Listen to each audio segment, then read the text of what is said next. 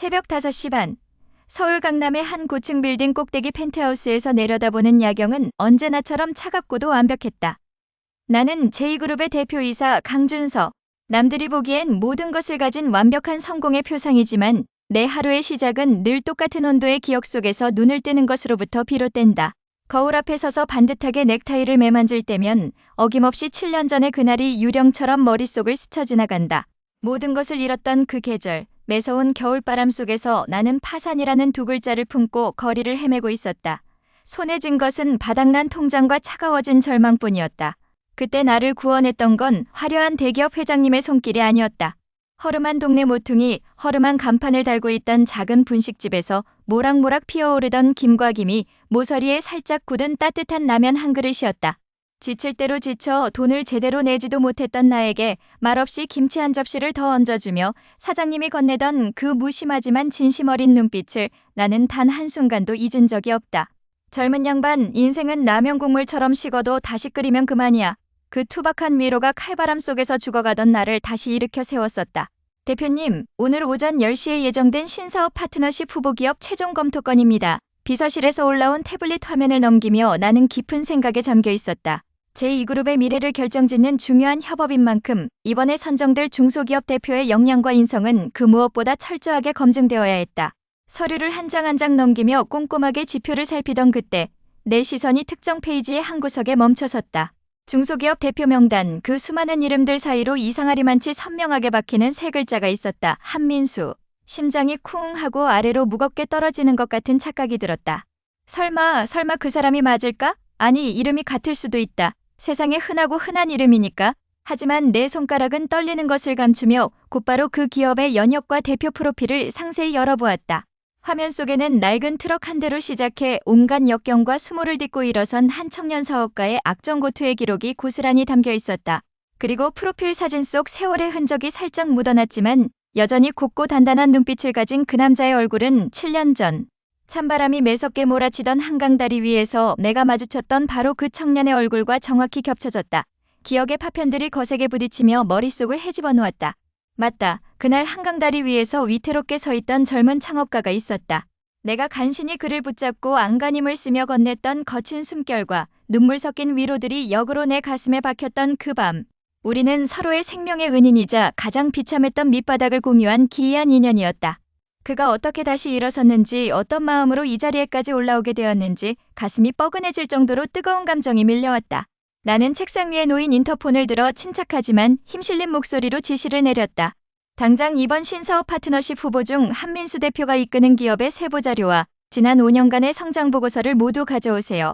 그리고 오늘 예정된 미팅 일정 제가 직접 검토하겠습니다. 통화를 끝내고도 서류에서 눈을 떼지 못한 채 창밖의 찬란한 아침 햇살을 응시했다. 과연 그가 내가 그토록 찾아 헤매던 과거의 그 인연과 어떤 관련이 있을지, 그리고 우리의 재회가 어떤 운명의 파도를 몰고 올지 알 수 없는 의문이 가슴 깊은 곳에서부터 뜨겁게 피어올랐다. 회의실의 무거운 공기는 대형 유리창을 두드리는 빗소리마저 차단할 만큼 압도적이었다. 나는 테이블 너머에 앉아있는 한민수를 향해 서류를 가볍게 던지듯 내려놓았다. 한 대표님, 이번 신사업 제안서에 담긴 수치는 너무 이상적입니다. 리스크 관리에 대한 대책이 전무한데 제2그룹이 왜 이 프로젝트를 함께해야 하는지 설득해보시죠. 내 목소리는 가라앉아 있었고 서류 가방을 무릎 위에 올려둔 채 침을 꼴깍 삼키는 그의 모습은 초조함 그 자체였다. 낡고 해진 가죽 가방에 손잡이를 꽉 움켜쥔 그의 손가락 마디가 하얗게 질려 있었다. 하지만 놀랍게도 그의 눈빛만큼은 흔들림 없이 나를 직시하고 있었다. 잘 알고 있습니다, 대표님. 수치상으로는 무모해 보일 수 있겠지요. 하지만 저희가 지난 3년간 현장에서 직접 부딪히며 쌓아온 데이터는 그 어떤 통계보다 생생합니다. 실패를 두려워하지 않고 끝까지 파고드는 끈기, 그것이 저희가 가진 유일무이한 자산입니다. 그의 목소리는 떨리고 있었지만 뱉어내는 단어들에는 단단한 쇳소리가 묻어났다. 7년 전 차가운 한강다리 위에서 바람을 맞으며 홀로 눈물을 삼키던 그 청년의 눈빛과 정확히 겹쳐졌다. 나는 문득 펜을 돌리던 손을 멈추고 그를 깊게 응시했다. 여전히 형편없는 구닥다리 가방을 들고 다니고 첫 대면 자리에서 완벽하게 세련되지 못한 태도를 보이지만 그 속에서 피어오르는 지독한 집열만큼은 거짓이 아니었다. 회의는 예정된 시간을 훌쩍 넘겨서야 끝났다. 팽팽했던 공방이 끝나고 임원진들이 하나둘씩 회의실을 빠져나갔다. 나는 마지막으로 서류를 정리하며 자리를 뜨려고 했다. 그런데 이상하게도 한민수는 자리를 떠나지 않고 회의실 구석에 서서 나를 빤히 바라보고 있었다. 그 시선은 비즈니스 파트너를 향한 것이라기엔 너무나 뜨겁고 묘할 정도로 감정이 실려 있었다. 한 대표, 아직 볼 일이 남았습니까? 내가 미간을 찌푸리며 묻자 그는 깜짝 놀란 듯 어깨를 움츠렸다가 이내 조심스럽게 다가왔다. 아닙니다. 다만 강 대표님, 요즘도 식사는 잘 챙겨 드시는지 해서요. 얼굴이 그때보다 훨씬 괭해지신 것 같아서 걱정돼서 그렇습니다. 일도 좋지만 건강을 먼저 챙기셔야지요. 순간 나의 심장이 쿵 하고 크게 내려앉았다. 7년 전 가진 것 하나 없던 내게 김이 모락모락 나는 뜨거운 라면 한 그릇을 건네며 무심하게 툭 던졌던 말과 소름 끼치도록 똑같았다. 젊은 양반 인상이 그게 뭐야? 밥은 먹고 다녀야지. 내 과거를 아는 사람은 사내에 단 한 명도 없다. 그런데 이 남자가 지금 나에게 그때 그 시절의 기억을 고스란히 소환하고 있었다. 지금 그게 무슨 소립니까? 내가 날카롭게 추궁하려 자리에서 벌떡 일어선 순간 한민수는 사색이 된 얼굴로 뒷걸음질을 쳤다. 죄송합니다. 제가 실수를. 다음에 다시 제대로 미팅 주시지요. 그는 허겁지겁 짐을 챙겨 회의실 문을 향해 미친 듯이 달리기 시작했다. 급하게 발걸음을 옮기다가 그가 든 낡은 서류 가방의 지퍼가 열렸고 그 안에서 무언가 팔랑거리며 바닥으로 떨어졌다. 그는 뒤를 돌아볼 겨를도 없이 문을 열고 복도 저편으로 순식간에 사라져버렸다. 텅 빈 회의실에 남겨진 나는 황급히 그가 서 있던 자리로 걸어갔다. 바닥에 외롭게 떨어져 있는 물건을 집어들었다. 그것은 빛바랜 명함 한 장이었다. 명함의 뒤에는 7년 전 분식집 상호가 손글씨로 꾹꾹 눌러 적혀 있었다. 회의실의 공기가 무겁게 가라앉은 뒤에도 나는 쉽사리 자리에서 일어나지 못했다. 책상 위에는 한민수 대표가 황급히 자리를 뜨며 흘리고 간 낡은 명함 한 장이 덩그러니 놓여 있었다. 닳고 닳아 모서리가 해진 종이 명함. 그 위엔 투박한 글씨체로 박힌 민수푸드 대표 한민수라는 이름이 선명했다. 손끝으로 그 낡은 명함을 집어들자마자 시간은 역류하듯 7년 전 그 겨울의 한복판으로 나를 거칠게 끌고 갔다. 눈보라가 매섭게 몰아치던 그날 밤 나는 모든 것을 잃은 채 한강다리 난간에 위태롭게 서 있었다. 세상에 홀로 남겨진 듯한 극심한 절망감과 배고픔 그리고 뼛속까지 스며들던 추위. 그때 내게 다가와 따뜻한 라면 한 그릇을 건네며 말없이 어깨를 토닥여주던 손길이 있었다. 얼굴조차 제대로 기억나지 않는 분식집 사장님과 그 곁에서 서툴지만 간절하게 나를 응원하던 어린 소년의 눈빛. 설마 나는 혼잣말을 내뱉으며 고개를 저었다. 하지만 오늘 미팅 내내 느껴졌던 기묘한 기운은 착각이 아니었다.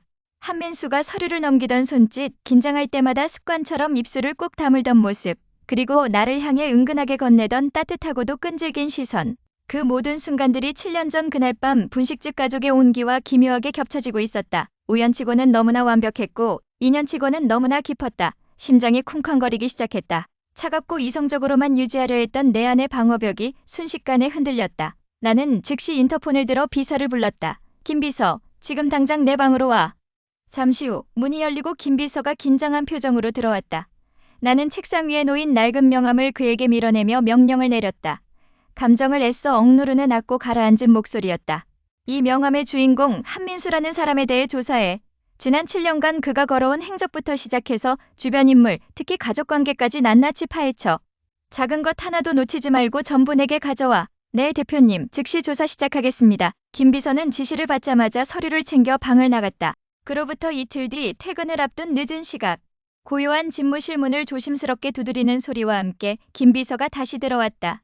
그의 손에는 두툼한 갈색 서류 봉투가 들려 있었다. 평소보다 조금 상기된 혹은 당혹감이 서린 그의 표정이 내 시선을 사로잡았다. 대표님 지시하신 한민수 대표에 대한 조사 결과입니다.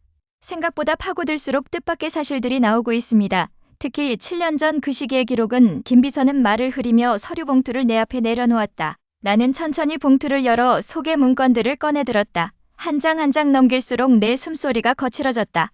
그리고 마지막 장에 끼워져 있던 한 장의 빛바랜 사진을 마주한 순간 나는 전신이 얼어붙는 듯한 충격에 휩싸였다. 그 사진 속에는 7년 전 나에게 라면을 건네며 따뜻한 미소를 지어주었던 분식집 사장님의 모습이 정확하게 담겨 있었다. 그리고 그 곁에는 풋풋한 학생 시절의 한민수가 환하게 웃고 있었다. 빗방울이 차창을 두드리는 소리가 요란한 오후였다. 나는 비서가 건네준 두툼한 서류 봉투를 손에 쥔 채 서울 구석의 낡은 상가 건물 앞에 차를 멈춰 세웠다. 제2그룹의 대표이사라는 타이틀을 달고 수많은 화려한 빌딩을 드나들었지만 오늘 찾아온 이곳은 시간마저 비껴간 듯 스산하고 허름했다. 엘리베이터조차 제대로 작동하지 않는 좁은 계단을 걸어 올라갈 때마다 묘한 긴장감이 가슴을 조여왔다. 서류 속 한민수의 지난 7년은 그야말로 가시밭길이었다. 부모님이 남겨준 작은 분식집이 강제 철거로 무너져 내린 날 이후 그는 홀어머니를 모시고 지하실 방을 전전하며 온갖 막노동을 버텨냈다고 했다. 그리고 악착같이 모은 돈으로 겨우 차린 이 작은 소프트웨어 개발 회사마저 지금 부도 위기에 처해 있었다. 철컥하고 무겁게 열린 사무실 문 너머로 풍겨오는 공기는 서늘했다. 직원이라곤 단 3명뿐인 휑한 공간, 그곳의 중심에 한민수가 있었다. 내가 들어서는 줄도 모른 채 그는 책상에 엎드려 거친 숨을 몰아쉬며 서류를 검토하고 있었다. 낡은 셔츠 소매는 해져 있었고 손등에는 채 아물지 않은 상처 자국이 가득했다. 대표님, 여기에 어쩐 일이십니까? 고개를 치켜든 한민수의 눈빛은 당황스러움으로 가득 차 있었다. 나는 대답 대신 천천히 그의 사무실 안쪽으로 걸음을 옮겼다. 회의실이나 응접실이라 부르기조차 민망한 그곳에서 내 시선을 사로잡은 것은 구석에 덩그러니 놓인 낡은 상자 하나였다. 투명한 테이프가 칭칭 감긴 상자 틈새로 빛바랜 플라스틱 간판 조각과 칠이 벗겨진 분식집용 국자 그리고 빛바랜 앞치마가 고스란히 드러나 있었다.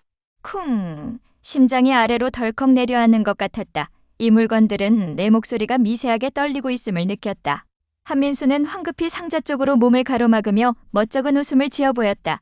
아, 별것 아닙니다. 예전에 부모님이 하시던 가게 물건인데 정리할 겨를이 없어서 그냥 가지고만 있는 겁니다. 지저분해서 죄송합니다.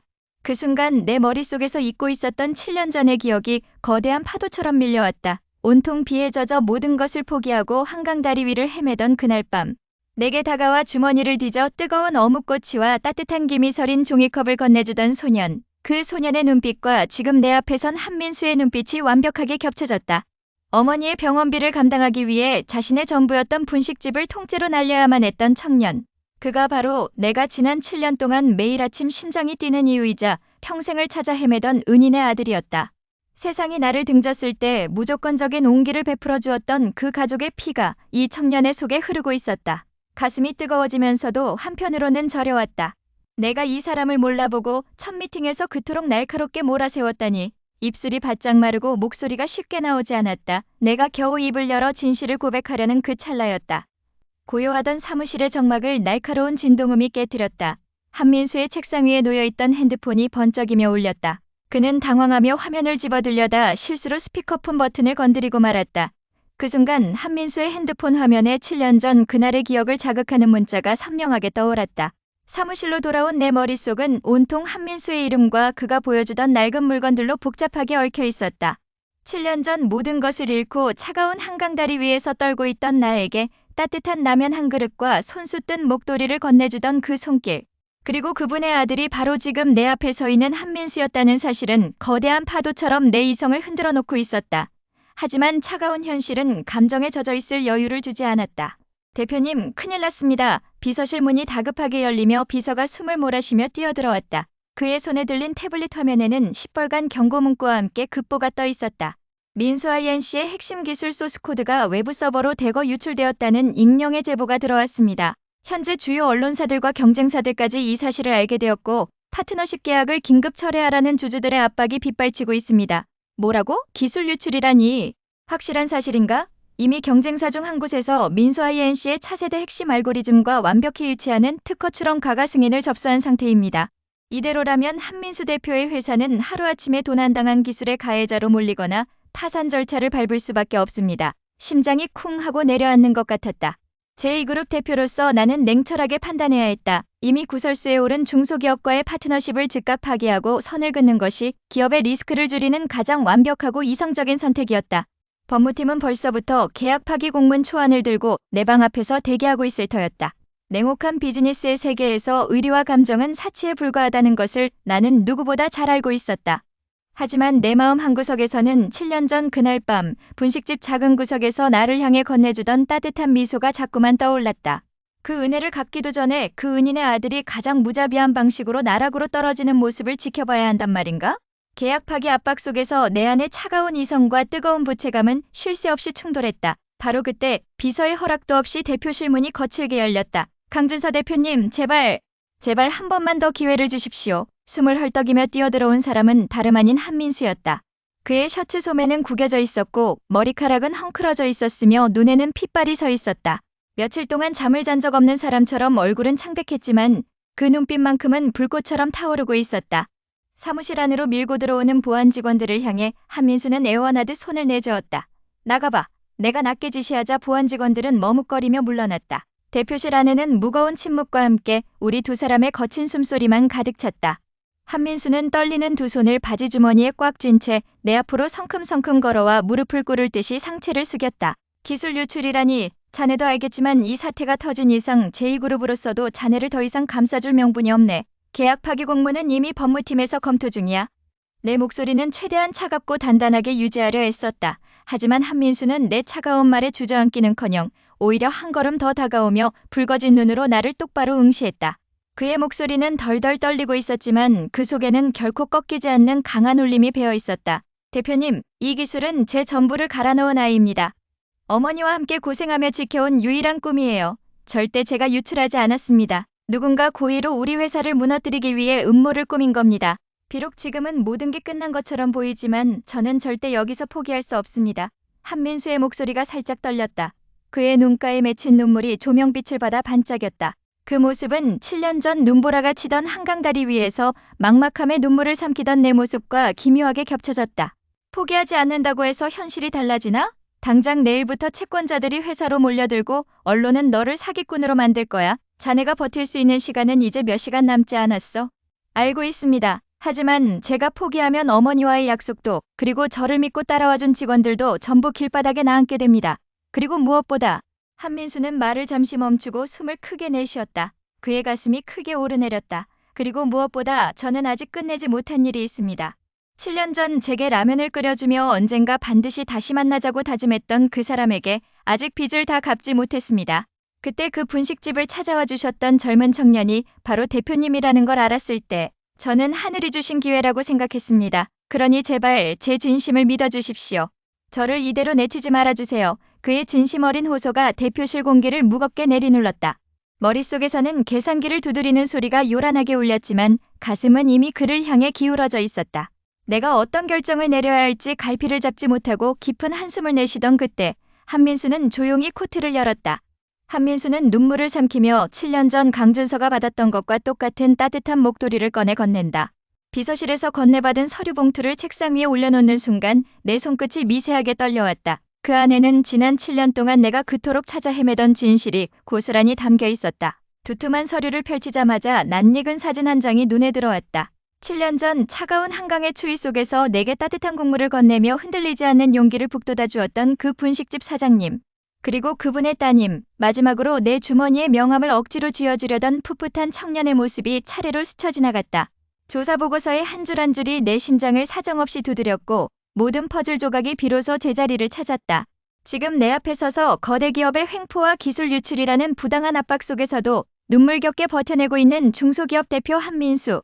그가 바로 그날 밤 내 주머니에 명함을 넣으며 환하게 웃어 보였던 청년 본인이었다. 민수야, 내가 바로 그날의 그 아이였구나. 혼잣말이 나도 모르게 흘러나왔다. 가슴 깊은 곳에서 뜨거운 무언가가 치밀어 올랐다.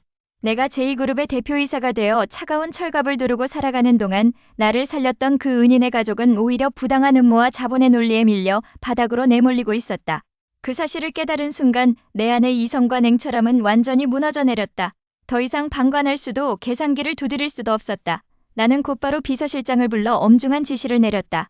지금 당장 법무팀과 전략기획팀을 총동원해 한민수 대표 회사의 기술 유출을 주도한 배후의 증거를 샅샅이 찾아내 조금의 자비도 베풀 필요 없어. 그들이 저지른 모든 불법 행위의 증거를 완벽하게 확보해서 경찰과 언론에 동시에 넘겨. 대표님, 상대 기업은 대형 로펌을 끼고 있는 대기업입니다. 정면으로 부딪히면 우리 쪽도 리스크가 적지 않습니다만 리스크? 내가 그 리스크를 감수하려고 이 자리에 있는 거야. 당장 움직여. 내 목소리에 실린 서늘하고도 단호한 기운에 비서실장은 더 이상 말을 잇지 못하고 깊게 고개를 숙인 뒤 곧바로 방을 나섰다. 제2그룹의 거대한 자본과 막강한 권력이 움직이는 데는 오랜 시간이 걸리지 않았다. 불과 몇 시간 만에 상대 기업의 비자금 조성 내역과 기술 탈취를 입증할 결정적인 이메일, 그리고 내부 고발자의 증언까지 완벽하게 담긴 증거 파일이 내 손에 들어왔다. 그들은 완벽하게 숨었다고 믿었겠지만 제2그룹의 정보력 앞에 그들의 방어막은 모래성처럼 허무하게 무너져 내렸다. 모든 준비가 끝났다. 이제 그들을 완전히 무너뜨리고 한민수를 구제할 일만 남았다. 잠시 후 약속된 시각에 회의실 문이 열리고 한민수가 들어왔다. 그는 여전히 낡은 서류 가방을 굳게 쥐고 있었고 얼굴에는 피로와 절망의 그림자가 깊게 드리워져 있었다. 오늘 이 자리에서 최종 계약 파기 혹은 불리한 합의서에 돈의 힘을 찍어야 한다는 압박감 때문에 그의 입술은 바짝 말라 있었다. 강준서 대표님! 한민수가 떨리는 목소리로 나를 불렀다. 나는 서류 봉투에서 최종 계약서를 꺼내 그의 앞에 밀어놓았다.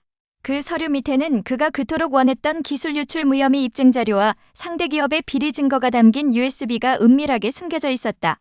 한민수는 눈을 질끈 감은 채 떨리는 손으로 계약서에 사인을 하기 위해 만년필을 집어들었다. 그 처절하고도 굳센 끈기가 고스란히 전해져와 내 가슴이 다시 한번 저려왔다. 강준서는 서명 직전 펜을 멈추고 한민수를 향해 의미심장한 미소를 짓는다. 제7장. 회의실 문이 쾅 소리를 내며 열릴 듯이 젖혀졌다. 차가운 공기가 밀려드는 그곳에는 제2그룹의 중진 임원들과 주주들이 이미 날카로운 눈빛으로 자리를 지키고 있었다. 프로젝터 화면에는 한민수의 중소기업과 체결하려는 대규모 단독 계약서가 붉은색 글씨로 선명하게 박혀 있었다. 임원들의 얼굴은 분노와 당혹스러움으로 일그러져 있었고 그 중심에는 언제나 내 자리를 노리던 부회장 박진우가 비릿한 미소를 띤 채 앉아 있었다. 강 대표, 이게 대체 무슨 짓인가? 박진우가 거칠게 탁자를 내리치며 목소리를 높였다. 그의 목소리는 회의실 벽을 타고 울리며 서늘한 긴장감을 고조시켰다. 당장 부도 위기에 처한 영세기업에 제2그룹에 막대한 자본을 쏟아붓는다고? 이건 사적으로 감정에 치우친 독단적인 결정이야. 주주들에 대한 배임 행위라고 봐도 무방해. 임원들의 수군거림이 벌떼처럼 일어났다. 맞습니다. 대표이사의 자질을 다시 검토해야 합니다라는 고성이 사방에서 터져나왔다. 하지만 나는 그들의 거센 반발 속에서도 흔들림 없이 자리에서 일어나 차가운 시선으로 그들을 응시했다. 내 머릿속에는 7년 전 그날 밤 차가운 아스팔트 위에서 내게 건네졌던 따뜻한 라면 한 그릇과 그 가족의 눈물이 생생하게 스쳐 지나가고 있었다. 내가 누구 덕분에 이 자리에 설 수 있었는데 이 회사의 권력이 뭐라고 나의 구원자를 외면하란 말인가? 이번 계약은 철회되지 않습니다. 모든 책임은 제가 집니다. 내 목소리는 낮고 단호했다. 그 한마디에 회의실은 숨을 죽인 듯 침묵에 빠졌고 박진우의 얼굴은 일그러질 대로 일그러졌다. 그는 비열한 웃음을 지으며 내게 다가와 속삭이듯 말했다. 책임? 그 어린 청년의 과거가 어떤 식으로 내 발목을 잡을지 과연 감당할 수 있을까? 그날 이후 사내 권력 다툼은 극에 달했다. 박진우 세력은 내가 없는 틈을 타 한민수를 직접 타겟으로 삼았다. 한민수의 회사가 겨우 숨을 돌리려는 찰나 악의적인 언론 플레이와 함께 과거 한민수의 부친이 겪었던 부도와 관련된 음모론이 수면 위로 떠올랐다. 그들은 단순히 나를 공격하는 것을 넘어 한민수를 완전히 파멸시켜 내 손발을 자르려 하고 있었다. 늦은 밤 불이 꺼진 집무실 창밖으로 서울의 야경이 차갑게 반짝였다. 폰화면을 바라보며 깊은 상념에 잠겨 있을 때 비서가 다급하게 문을 열고 들어왔다. 그의 얼굴에는 당혹감이 가득했다. 대표님, 큰일 났습니다.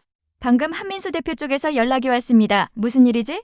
적대 세력 측에서 한민수 대표를 직접 만나 거액의 합의금과 함께 향후 사업 보장을 미끼로 던졌답니다. 당장 강준서와의 계약을 포기하고 해외로 떠나지 않으면 그의 어머니 병원마저 강제로 압류하겠다고 협박하고 있다고 합니다. 임원들의 차가운 시선과 냉소적인 웅성거림이 회의실 가득 무겁게 내려앉아 있었다.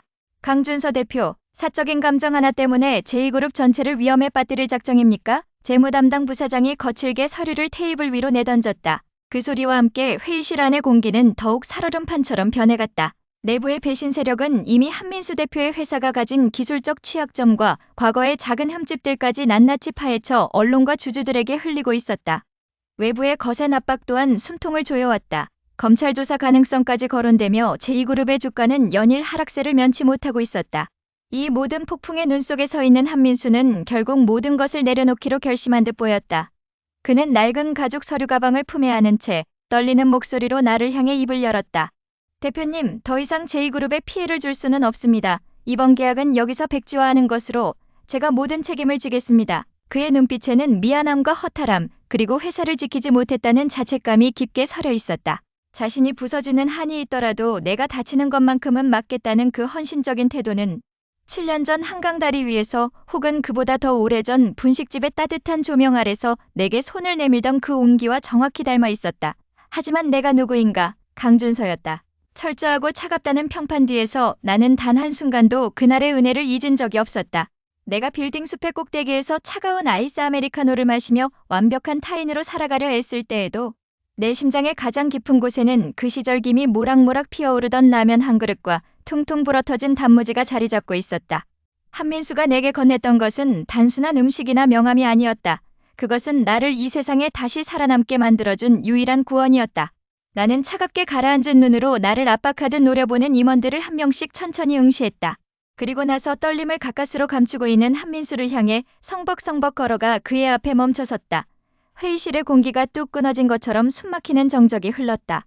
한민수 대표, 당신이 내게 무엇을 주었는지 기억합니까? 나의 낮고 단호한 목소리가 회의실 벽을 타고 울려 퍼졌다. 한민수는 당황한 표정으로 나를 올려다보았다. 나는 주머니에서 고급 만년필을 꺼내들었다. 그 만년필은 7년 전 처음으로 내 명의의 제대로 된 통장을 만들었을 때 스스로에게 선물했던 것이었다. 당신은 그날 밤 세상에서 가장 차가운 바닥을 헤매던 나에게 아무런 대가 없이 따뜻한 온기를 나누어 주었습니다. 내가 이 자리에 서 있는 이유는 바로 그 온기를 되돌려주기 위해서입니다. 임원들이 경악한 얼굴로 소리치려 했지만 나는 손을 들어 그들의 말을 단호하게 제지했다. 내 목소리에는 70가지 계산이나 타산이 아닌 오직 진심과 결연한 의지만이 담겨 있었다. 계약을 포기하는 일은 없습니다. 제2그룹의 모든 자본과 법적 역량을 동원해서 외부의 압박을 정면 돌파할 겁니다.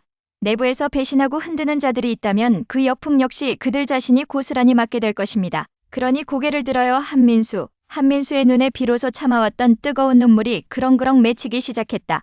그는 아무 말도 하지 못한 채 다만 입술을 꽉 깨물며 온몸으로 떨려오는 감정을 버텨내고 있었다. 그 눈물은 7년 전 내가 흘렸던 눈물의 무게와 정확히 일치하고 있었다.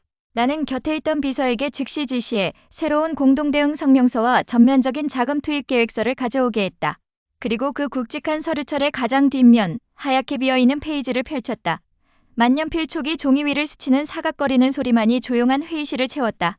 강준서는 계약서 뒷면에 7년 전 한민수가 흘렸던 눈물의 의미를 적어 그에게 건넨다. 모든 폭풍이 지나간 자리에는 단단하게 다져진 대지만이 남았다. 제2그룹의 거센 내부 반발도, 우리를 벼랑 끝으로 몰아넣었던 외부의 음모도 결국 우리가 쌓아올린 진심과 실력이라는 거대한 방벽 앞에서 흔적도 없이 부서져 내렸다. 사내 반대파 임원들은 고개를 숙였고 주가는 오히려 역대 최고치를 경신하며 우리의 승리를 증명해 주었다. 지금 나는 제2그룹 최고층 집무실 거대한 통창 앞에 서서 아래로 아득하게 펼쳐진 서울의 야경을 내려다보고 있다. 수많은 불빛들이 찬란하게 빛나는 이 도시의 한복판에서 나는 문득 7년 전 그늘졌던 한강 다리 위를 떠올린다. 모든 것을 잃었다고 생각했던 그날 밤 내게 건네졌던 따뜻한 라면 한 그릇과 이름 모를 청년의 손길이 없었다면 오늘의 이 찬란한 야경도 존재하지 않았을 것이다. 내 뒤쪽으로 조심스러운 발걸음 소리가 들려왔다. 돌아보니 한민수 대표가 깔끔한 정장 차림으로 서 있었다. 이제 더 이상 낡은 서류 가방을 움켜쥔 채 불안해하던 초조한 청년의 모습은 찾아볼 수 없었다. 그의 눈빛에는 당당함과 깊은 신뢰가 가득 담겨 있었고 어깨에는 한 기업을 이끄는 대표로서의 묵직한 무게감이 아름답게 내려앉아 있었다. 강 대표님, 아니 준서영님이라고 불러도 되겠습니까? 한민수가 엷은 미소를 지으며 다가와 내게 손을 내밀었다. 그 목소리에는 지난날의 고단함이 모두 씻겨나간 듯 투명한 울림이 담겨 있었다. 나는 잠시 그 손을 바라보다가 이내 망설임 없이 그의 손을 굳게 맞잡았다. 두 사람의 손이 맞닿는 순간 7년이라는 시간의 간극이 완전히 메워지는 듯한 짜릿한 전율이 온몸을 타고 흘렀다. 고생 많았어, 민수야. 아니, 이제는 우리 제2그룹의 가장 강력한 파트너지. 내 말에 한민수는 쑥스러운 듯 웃음을 터뜨리며 눈시울을 살짝 붉혔다. 그 모습은 7년 전 분식집에서 나를 향해 씩 웃어 보이던 그의 아버지의 눈빛과도 그날 밤 주머니 속에서 명함을 만지작거리던 청년의 눈빛과도 완벽하게 겹쳐졌다. 베푼 마음은 사라지지 않고 돌고 돌아 가장 아름다운 결실로 내게 되돌아온 것이다. 과거의 상처는 이제 우리를 가두는 족쇄가 아니라 그 어떤 시련에도 흔들리지 않는 가장 단단한 갑옷이 되어 있었다. 우리는 거창한 찬사 대신 서로를 향한 깊은 눈빛으로 지난날의 모든 순간들을 갈무리했다. 완벽한 성공의 정점에서 나는 비로소 깨달았다. 진정한 승리란 단순히 권력이나 부를 거머쥐는 것이 아니라 가장 어두웠던 순간에 서로에게 내밀었던 그 따뜻한 손길을 끝까지 기억하고 지켜내는 것임을. 하지만 고요한 평화 속에서 문득 내 가슴 한구석을 스치는 미묘한 바람결이 있었다. 모든 것이 제자리를 찾고 완벽한 해피엔딩으로 향하는 바로 이 순간, 한민수의 스마트폰 화면이 짧은 진동과 함께 환하게 밝아왔다. 그는 화면을 슬쩍 내려다보더니 잠시 멈칫했고 그의 얼굴에 순간적으로 스쳐 지나간 묘한 긴장감을 나는 놓치지 않았다. 왜 그러나? 내가 낮게 묻자 한민수는 화면을 끄며 의미심장한 미소를 지어 보였다. 아닙니다. 다만 우리가 아직 끝내지 못한 아주 오래된 약속 하나가 떠올라서요.